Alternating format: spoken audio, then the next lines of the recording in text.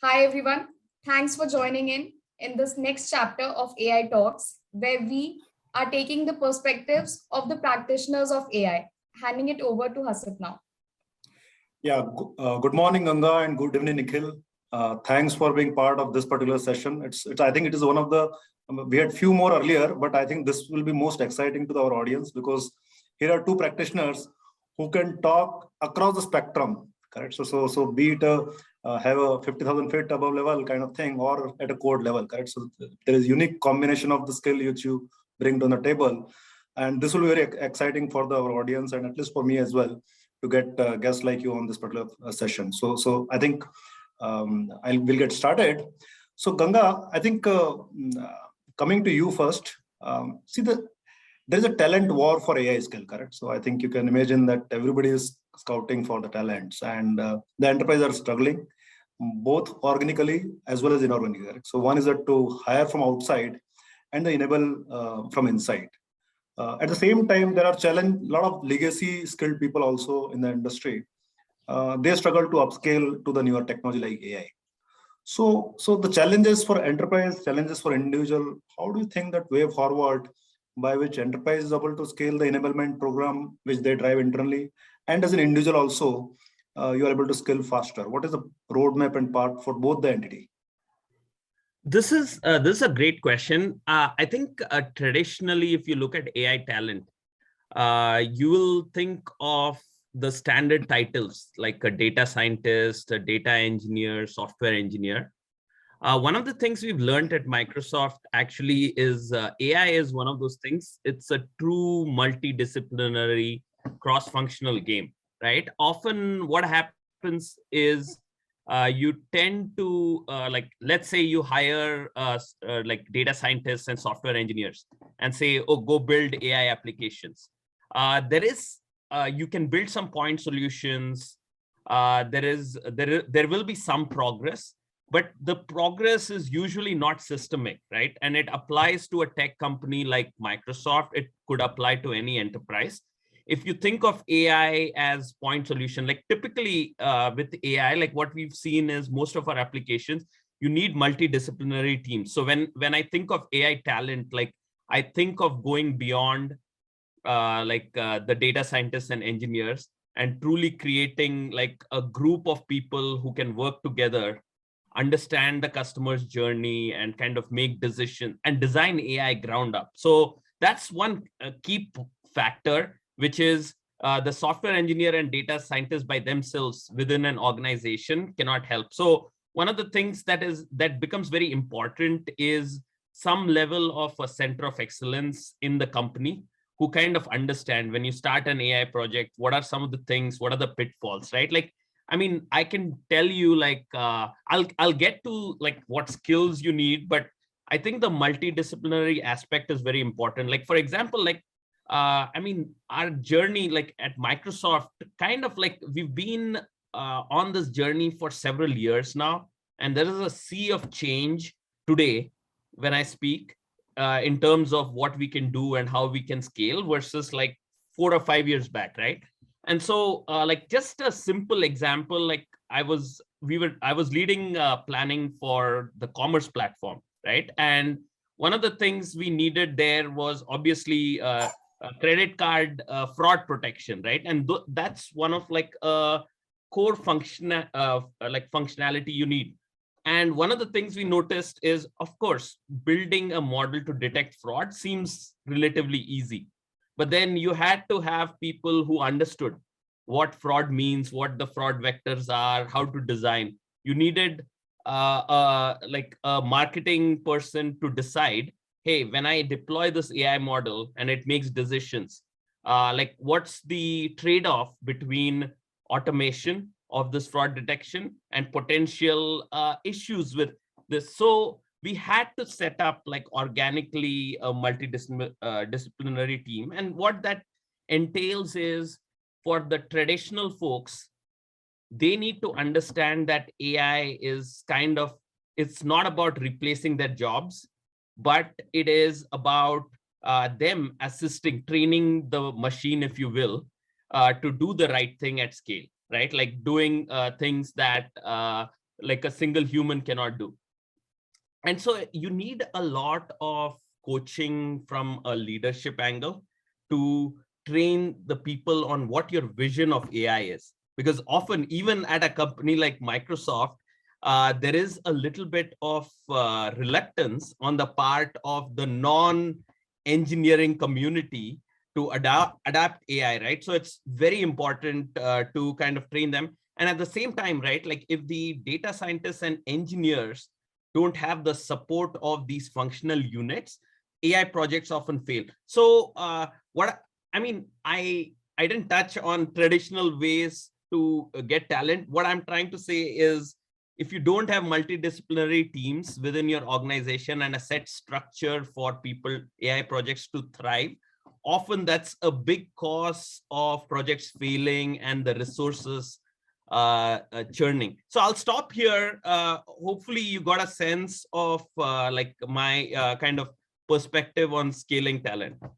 Absolutely. I think the key takeaway for me from your response is that AI is a multidisciplinary technology, correct? And I think that is where it is not about just data science, and potentially that is where once you become very narrow, then the scaling becomes more challenges, correct? So if you look at that multidisciplinary aspect, then certainly you will find the way to scale effectively.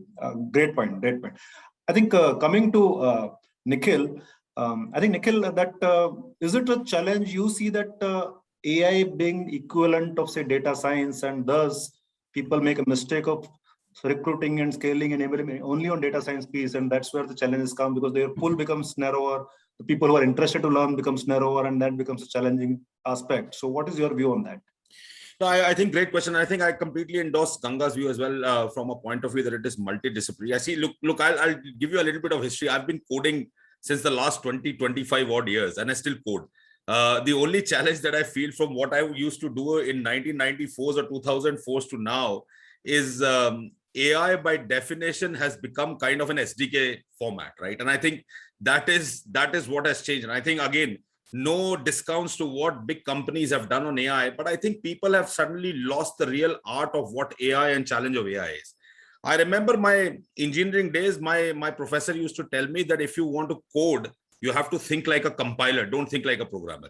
And I think that philosophy of people thinking like a compiler has possibly gone out of the system. Number one. Number two, if you look at people coming in, and that's where the talent war and even the tech perspective is going in, it's looked as a means to an end rather than a way of changing and challenging what is the current status quo in terms of what a developer really does. From me, I can still watch out on a lot of skills. Like Ganga said, I can tell you these are the skills needed. But I think we are going back to the core of what was started, or what started the whole Silicon era, which is mathematics and physics. I think people have lost out that mathematics part. And for AI specifically, it becomes absolutely non-trivial for a person to understand what is the net effect of AI if your mathematics are not strong. So, from mathematics perspective, you can say linear algebra, equations, permutations, factorials, you can keep on going, all what you've read. But there's another element that is now changing AI. And AI is now being pulled at 3 different directions based on what we see now. I think it's done great. I think deep learning is the norm at the moment, and we're solving so many challenges with AI today. But I think AI is being tripped apart from three different places. Number one is that AI is now becoming, or people are thinking of making it more generic than specific. So you are actually looking towards the human brain to change AI. That involves a lot of pieces that needs to be put into, from a talent perspective. Number two, AI is being pushed hard from quantum. And now whatever you couldn't solve from AI, you are now pushing it towards more compute power in terms of quantum. And number three, people are now suddenly talking about, look, you could write a piece of code in AI, but can you explain it? Now, if you can explain it, then the AI becomes more explainable. So my suggestion and my takeaway from all of this is that, look, we've got to go back to the basics. We've got to go back to mathematics and physics. We've got to make that stronger. Talented individuals who have these basic skills need to now pick up, and they now need to get into the AI world as well, because I think the AI world seems easier once your basics are strong. Otherwise, it'll become like a world that we are now considering in terms of, those punchline stories saying that this is AI or this is machine learning, right? I think that is what Absolutely. I think very well put up. I think that it catches my attention that what you're saying is that go to the basic. Physics and maths are the core to your software engineering, and that remains static, correct? And that is same, nothing has changed across the years. And I subscribe to this particular view. And thanks for that. And next thing, Ganga, for you, this the industries are going through migrating from use case based approach to enterprise level scaling of AI, correct? And the traditionally, and some companies are still going with the use case approach, use case A, use case B, use case C, but eventually they are thinking at enterprise scale. Now, if any enterprise needs to build an enterprise AI platform stack, correct? How does it look like? What it means? What they should have it, which is cutting across use cases? So the one of the things I feel it's very key, and I totally endorse this thing about first principles and going back to your basics when you're thinking about AI, right? And my own journey, right, like going from software engineering to product management, when I went into the world of AI, like it was about learning your linear algebra, figuring out, but to a core, what I really believe is that it all starts with the customer journey, customer experience, what customer problem you're trying to solve, right? So when I take the word use case, right, like maybe the use case is a narrow definition of one particular task the customer is doing. So I think that we need to be like in general a little bit broader about, hey, what's the job the customer is trying to solve, put the customer at the center and try to kind of figure out how AI can solve the problem. So I would recommend going beyond use cases and stitching together what like a scenario focused approach to this. But that said, I also feel like sometimes companies start AI projects which are not tied to actual customer problems.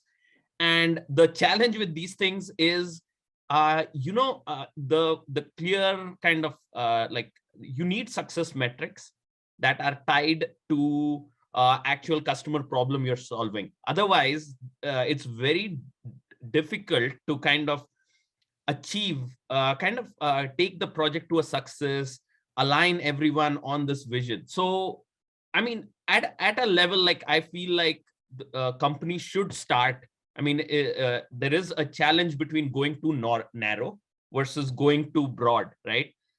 You need to pick a project or a customer scenario that you want AI to solve. Possibly, you can achieve results in 12 to 18 months, right? Because AI is all about learning, right? Like the first system is never going to be as good as what it has to be.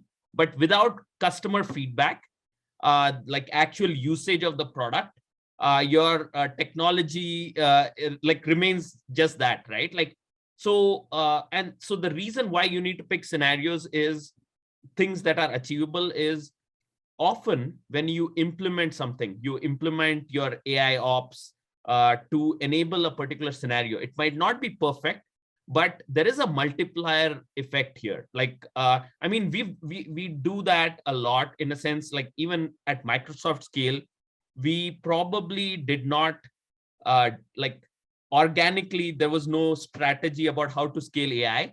But so I belong to this team called search, like AI and search.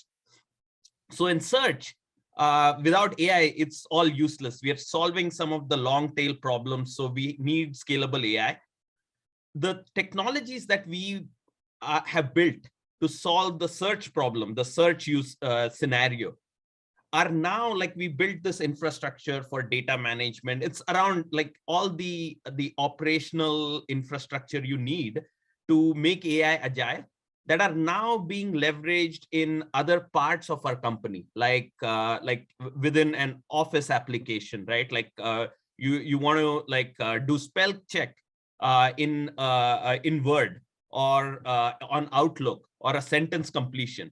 These are scenarios that would have not been possible unless we started off with a core scenario that solves a customer problem, and kind of implemented things. And so we went through the journey, which now helps. So my kind of feedback to organizations is you have to start with a pure customer scenario, create a team around it, and take this experimental approach. It's not going to be perfect, but you will see over a year or 2 years, it's a long game. Actually, you have to start somewhere, but being centered around customer value is super important to kind of achieve like a long-term scale within an enterprise. Oh, that's great. I think you gave a very good prescription that always look for the customer, look at customer problem, and look at customer journey. I think it, as you said correctly, sometimes people look at a use case which may not be solving a customer problem. So certainly it's very useful tip for the organizations. Nikhil, coming to you. One aspect which Ganga touched upon, that how to scale AI from the process perspective, that how to choose the area of this thing, customer story or customer journey. From the technology stack perspective, what all things enterprise level architecture should be put into place so that you have right software and infrastructure in place to instantiate use cases faster? Yes, I think just carrying forward on that same line, what Ganga really mentioned was, I think from an enterprise scale perspective, I think the first thing which is very, very important is a kind of a shadow world that we call a kind of a pre-prod world to be given to people to actually try out. As Ganga rightly mentioned, you center yourself around a kind of a customer use case. And there's a flip side to where the world that Ganga comes from and I come from and you come from, which is the services world. I think the services world has an advantage that we've got so many customers and so many scenarios right in front of us to look at. Whereas the world that Ganga comes from, they have got the products, so they can generate those data points and scenarios. So I think one of the most important criteria is a kind of data manicuring and curating that needs to happen within the services world now. And that's very, very important from an enterprise grade scale that you want to solve. Number two is people need to, there has to be a kind of provision. You call it a lab structure, you call it a POC structure or a pre-prod structure, where people now want to get in and play with that data to do first simple analytics, but also apply certain tools of AI that is available in terms of what is the final outcome that Ganga rightly mentioned. And I think third, which is very important as a tooling for us in the enterprise world, is the ML ops. Whether it's about your release cycle, when you want to push your software, whether it is about automated testing or what models that you've made in, whether it is about application of agile principles while you are doing the whole stuff right and while you're making all of this code, whether it's about reducing, let's say, the technical debt in terms of whether I want to share my models with somebody else and understand what's going on from an enterprise point, and whether it is about making sure that you are constructing an enterprise-based framework, which is language agnostic, platform, etc. That is something that becomes critical for an enterprise to scale. The fourth facet, where I know Ganga has an advantage and something that we really need, is those values of compute need to be understood by an enterprise. We need those computing powers in certain cases where we cannot produce an enterprise grade unless and until that compute is available with us, which could be hyperscalers based GPUs. But in certain cases, I found out that those GPUs need to be resident where you are, because that is what makes life easier for some of those data scientists who are actually manicuring some of these use cases. So I think those 4 pointers, Hasit, really make sure that you build an enterprise grade kind of an AI. Thanks. I think Nikhil, the ML ops piece which you said, I think it's pretty relevant. I think that is a common life cycle piece which cut across the use cases, and they are not use case dependent. So very important point. Ganga, coming to you. So AI has a multiple technologies kind of thing, correct? So, or I will say, I have to abstract in technological use cases. There are computer vision, there is a language aspect, there is a numerical analytics aspects are there, the NLP is there, so and voice related stuffs are there. So which one you are most excited? Which one you think that it is transforming, and it's you get excited about that particular technological area within AI? So, and why about that? Yeah, this is a great question. Actually, I think AI as a field has been rapidly improving in the past 4 or 5 years. In fact, like one of the things you will note is, and this is actually encouragement for everyone, like often people ask themselves, oh, am I too late to this game, right?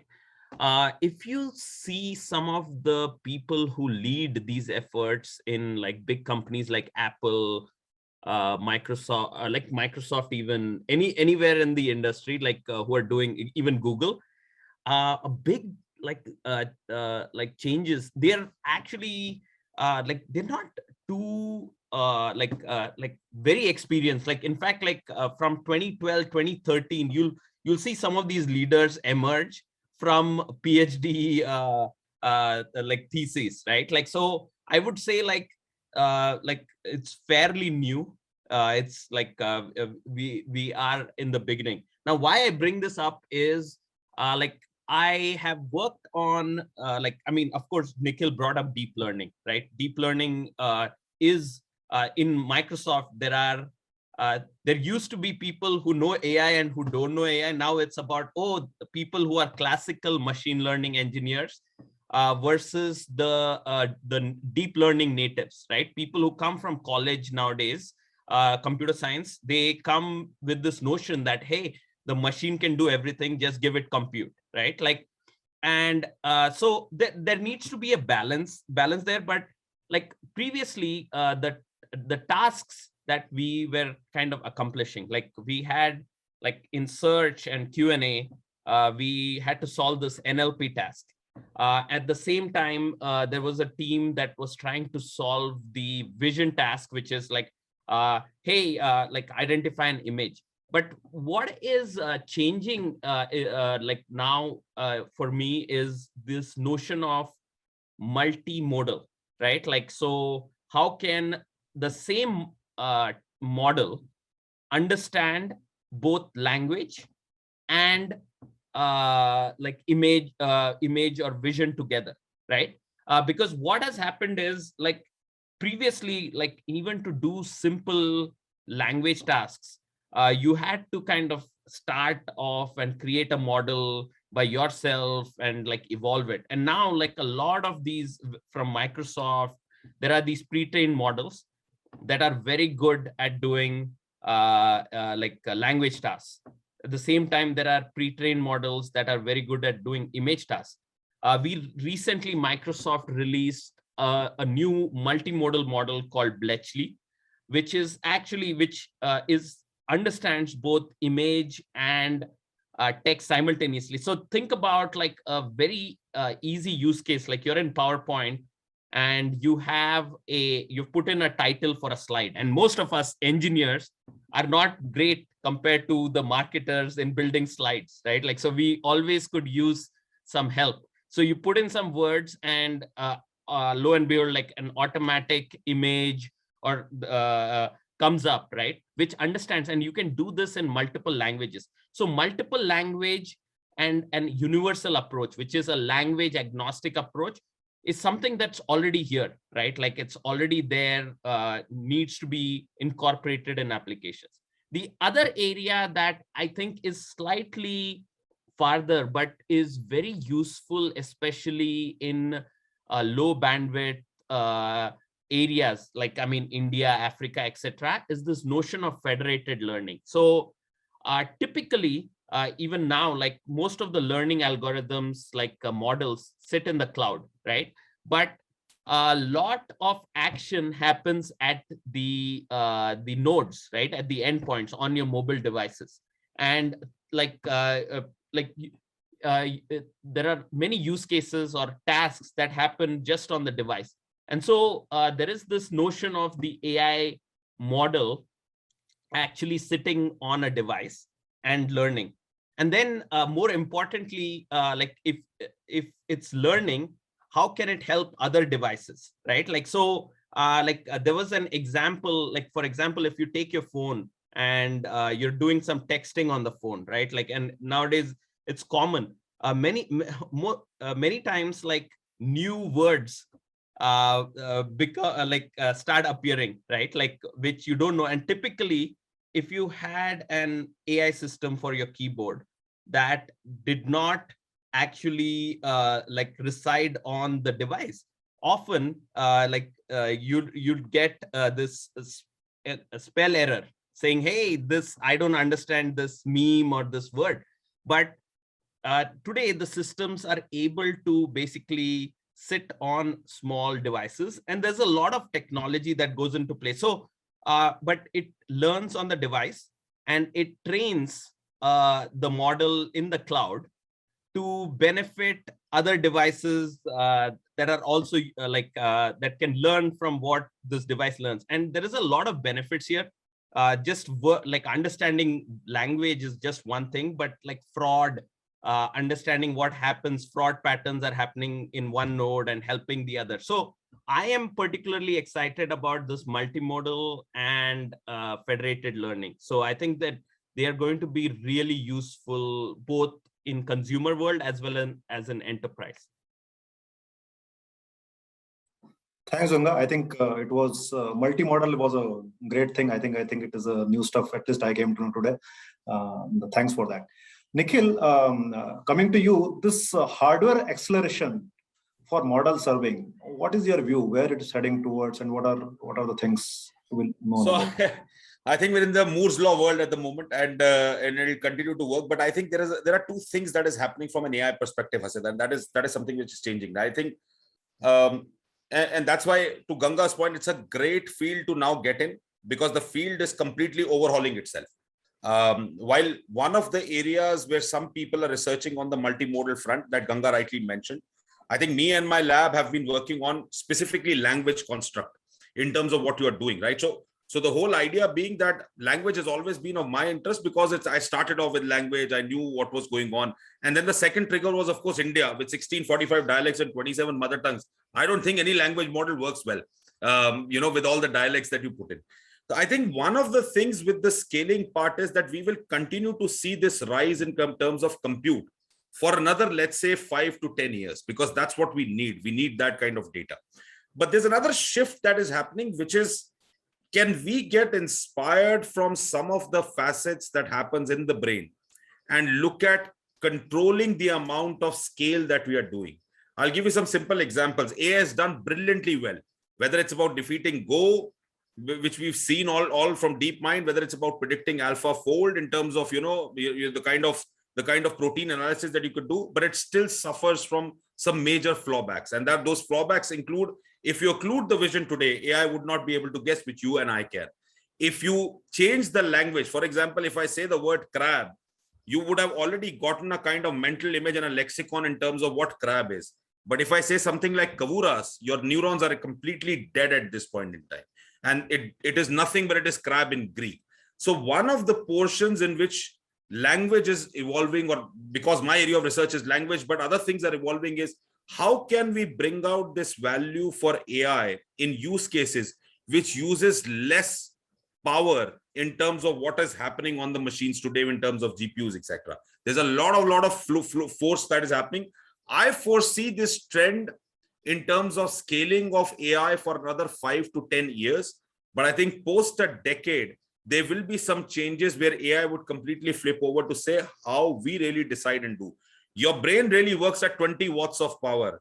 For an AI system to train on images, you require at least 300 kilowatts. So you can imagine the change in the energy and the sector of the energy that is changing, right, in terms of scaling. Wow, this was great. This was information 20 watt versus 300 kilowatt. I think it's a fantastic information.